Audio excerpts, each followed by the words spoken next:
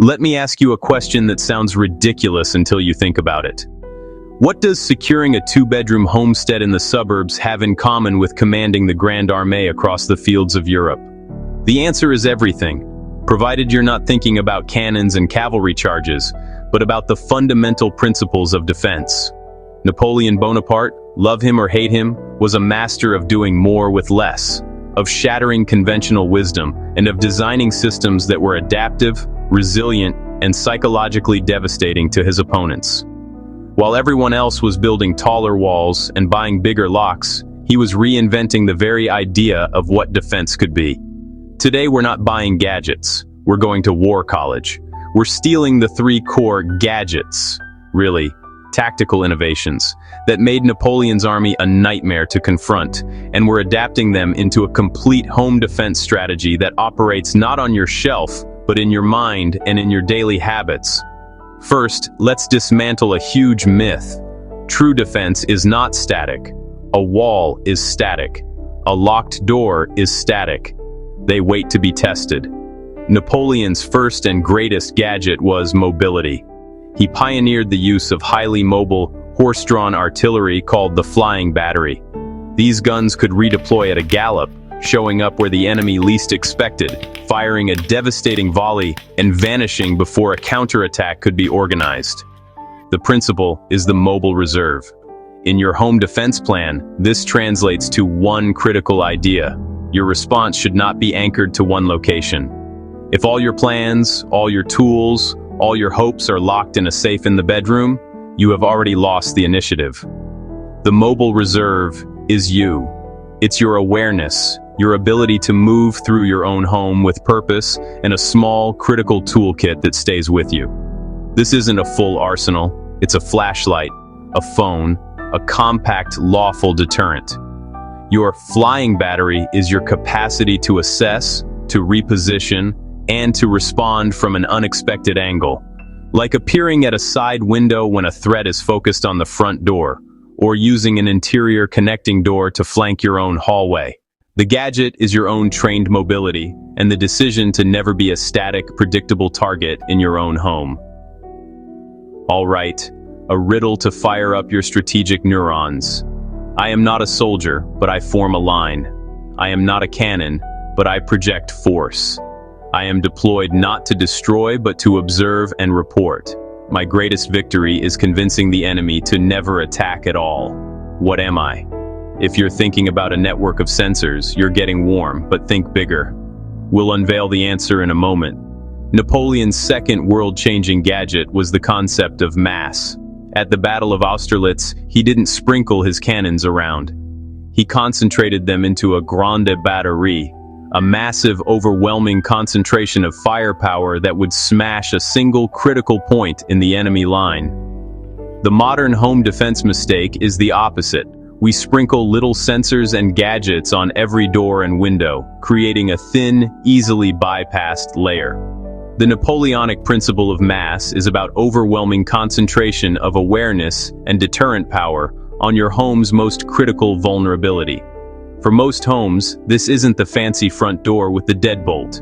It's the dark side door by the garage, the basement window well, the sliding glass door on the deck, the point of least resistance. Your Grande Batterie should be aimed there. This means layering multiple overlapping systems on that one spot. A reinforced door or window, the best motion sensor you can buy, a piercing localized alarm, and a physical barrier like a well-placed bar or a planter filled with not-so-soft dirt. You create a kill zone of attention so dense that breaching it becomes unthinkably loud, bright, and difficult. You mass your defensive resources, not evenly, but intelligently at the Schwerpunkt, the decisive point.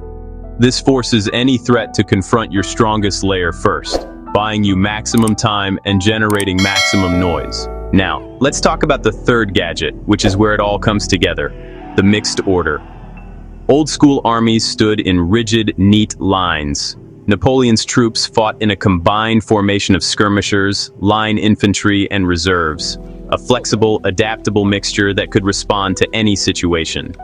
This is the death of the one-trick pony security system. Your home defense must be a mixed order. You need your skirmishers, your early warning. This is your perimeter, the cameras, the sensors, the well-trimmed shrubs that deny cover. Their job is to harass the approaching threat with information and force a premature commitment. Then you have your line infantry, your primary barriers, the solid doors, the locked windows, the fence. Their job is to hold the line, to provide the main resistance. Finally, you have your reserves, your mobile, dynamic response. That's you, with your plan, your toolkit, and your ability to call in the cavalry, the police. A system of only cameras is all skirmishers, no hard stop. A system of only big locks is all line infantry, no early warning. A system that's just you with a tool is all reserves. You're reacting blindly. The magic, the gadget, is in the seamless integration of all three layers, working in concert. Riddle answer time. The answer is a sensor network, but more specifically, an integrated early warning system. It's the skirmisher line of your mixed order. Its victory is indeed deterrence. But how do you build this without going bankrupt? You start with the principle, not the product. The mobile reserve costs nothing but a plan. Walk your home. Identify your flying battery routes, the quiet backways you can move through. The principle of mass asks you to audit your home not as a realtor, but as a robber.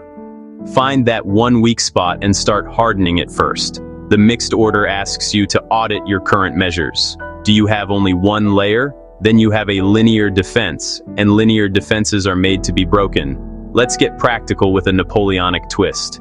His soldiers carried dog tags, not for identification, but for accountability and unit cohesion. Your family's dog tag is a communication and rally plan. Where is the family rally point inside the home? The hearth, the inner keep. Where is the safe room? The final redoubt. Does everyone know that the sound of the car alarm going off manually means rally now, not dad lock the keys in the car again? This is command and control. It's free. Finally, the ultimate Napoleonic gadget was psychological. He won battles before they started by appearing where he wasn't expected and projecting an aura of invincibility.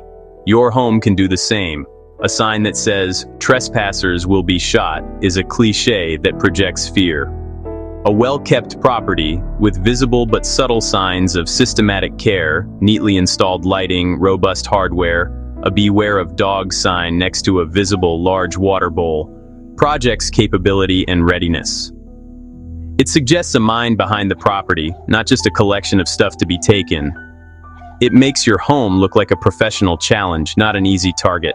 So the next time you look at a catalog of security gadgets, see them not as isolated solutions, but as potential recruits for your own Grande Armée. Where does this camera serve? As a skirmisher. Where does this reinforced lock serve? As line infantry. What is my mobile reserve? By applying Napoleon's principles of mobility, mass, and mixed order, you graduate from a consumer of security products to a commander of a defensive system. You stop trying to buy a magic talisman that leaves no chance, and you start building a layered, intelligent, and adaptive strategy that controls the tempo, shapes the encounter, and protects what matters most by outthinking any potential threat before it ever reaches your gate. That is the ultimate gadget, and it's been inside your head all along, waiting for its orders.